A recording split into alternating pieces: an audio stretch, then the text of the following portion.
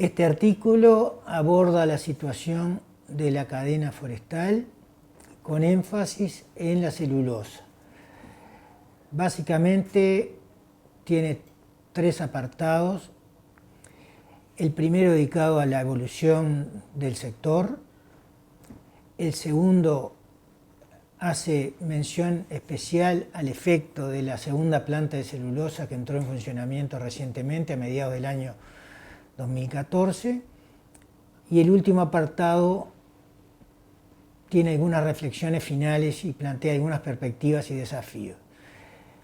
Con respecto al punto 1, en el cual abordamos el desarrollo de la forestación, tratamos de dar una idea de lo ocurrido entre el año 2000 y la actualidad. Para tener una idea, en el año 2000 había alrededor de 500.000 hectáreas plantadas, una superficie forestal de 500.000 hectáreas. En la actualidad hay el doble, 1 millón de hectáreas. En el año 2000 la mitad de la madera que se extraía tenía por destino el combustible. Se extraían unos 3 millones de metros cúbicos de madera y el 50% se destinaba a combustible que se utilizaba justamente con fines energéticos.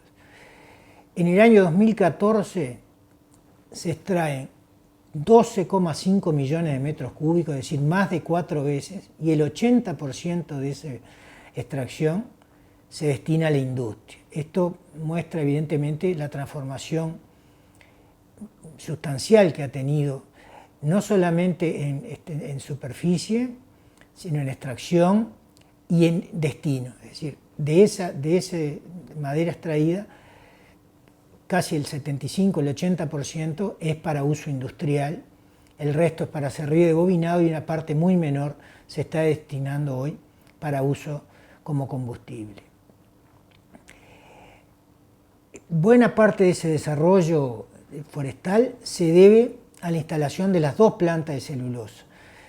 La entrada en funcionamiento de Montes del Plata recientemente es lo que terminó de configurar, digamos, un país absolutamente distinto, a tal punto que, como es bien sabido, hace 30 años el Uruguay se caracterizaba por producir carne, leche y granos. Hoy produce, además de esos tres productos, también productos de madera y derivados manufacturados y, como veremos, con una importancia económica muy grande para el país. El segundo punto que aborda el artículo tiene que ver específicamente con la entrada en vigor de Montes del Plata, que significó una transformación muy grande y va a significar una transformación muy grande en el futuro por varios aspectos. Desde el punto de vista productivo, Montes del Plata va a agregar a la extracción normal que se venía realizando de madera 4 millones de metros cúbicos adicionales. Eso tiene naturalmente efectos a nivel de toda la superficie plantada por año, mayor actividad logística, transporte, empleos. Bueno, es sumamente importante, pues aporta una cantidad adicional de madera muy grande con respecto a la situación donde había funcionando una única planta. Con respecto al empleo, la entrada en vigor de Montes del Plata significa, funcionando a pleno, significa 6.000 empleos adicionales, de los cuales el 10% es empleo directo para Montes del Plata, es decir, alrededor de unos 600, y el resto son empleos indirectos e inducidos. Y un aspecto muy importante es el impacto económico de la entrada en funcionamiento de la planta de Montes del Plata. El promedio del Producto Interno Bruto de los productos de celulosa, papel y cartón entre 2008 y 2013, es decir, con UPM funcionando, con la primera planta funcionando, el promedio fue de 9.000 millones de pesos corrientes. Para 2015, con Montes del Plata funcionando, ese valor estimamos que pasará a 19.000 millones. O sea, de 9 a 19.000 millones de pesos corrientes, más del doble por efecto de Montes del Plata. Esto da una idea de la importancia económica del proyecto. Y finalmente, para ponderar también la importancia económica, tenemos que mirar las exportaciones.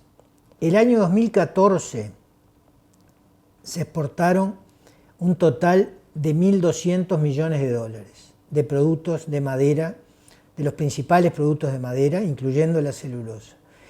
En el año 2015 estimamos que se van a exportar 1.500 millones de dólares, es decir, un 25% más. Esos 300 millones de dólares son atribuibles fundamentalmente o exclusivamente, prácticamente, a la celulosa, pues sus exportaciones pasaron de 900 a 1.200 millones de dólares. Y eso se debe al funcionamiento durante el segundo semestre de 2014, a partir de 2014, de Montes del Plata, y todo el funcionamiento este año de la planta de Montes del Plata. Por tanto, si se tiene en cuenta que en el 2015 de los 1.500 millones de dólares exportados, 1.200 se deben a la celulosa, se concluye que el 80% del valor exportado corresponde a la celulosa.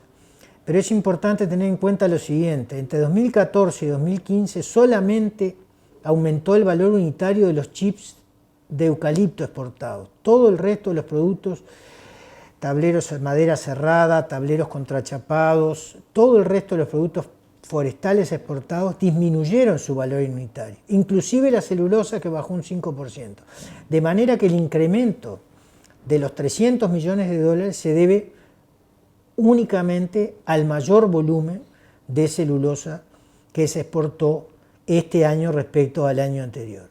El tercer apartado que queríamos hacer referencia tiene que ver con algunas reflexiones finales sobre la cadena. En primer lugar, lo dijimos en el artículo del año pasado, todo el sector de la madera sólida tiene desafíos, que es mejorar, básicamente agregar valor y tener artículos, digamos, de segunda y tercera manufactura, y poder exportar productos con mayor valor agregado.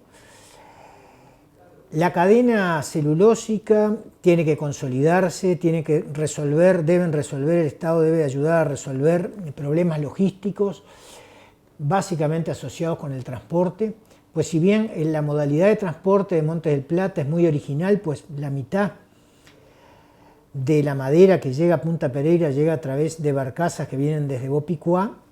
De todas maneras, la presión de las dos plantas sobre el sistema de carretero es muy fuerte. Ese es un desafío importante.